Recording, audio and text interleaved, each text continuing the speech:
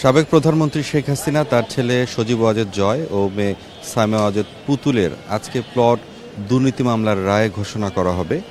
বিশেষ জজ আদালত ৫-এর বিচারক আবদুল্লাহ আল মামুন রায় ঘোষণা করবেন। যেটি জেনেছি ১১টার দিকে আদালত বসবে এবং এরই মধ্যে এই মামলায় যে ৪৭ জন আসামি রয়েছেন তারা সহ তাদের মধ্যে যখন বিচারিক কার্যক্রম চলে এর মধ্যে একজন আসামি আদালতে এসে আত্মসমর্পণ করেন। তিনি হচ্ছেন রাজুকের সাবেক কর্মকর্তা খুরশিদ আলম। ওনাকে কিছুক্ষণ আগে হাজতে রাখা হয়েছে, অর্থাৎ যখন বিচার শুরু হবে তখন তাকে আসলে আদালতে নেওয়া হবে। এবং আমি দুদকের আইনজীবীর সঙ্গে কথা বলেছি, তিনি বলেছেন যে যুক্তিতর্কগুলো তারা উপস্থাপন করেছেন আদালতে, আশা করছেন যে এই আসামিরা যারা রয়েছেন তাদের যাতে সর্বোচ্চ যে সাজা যাবজ্জীবন সেটি হয়।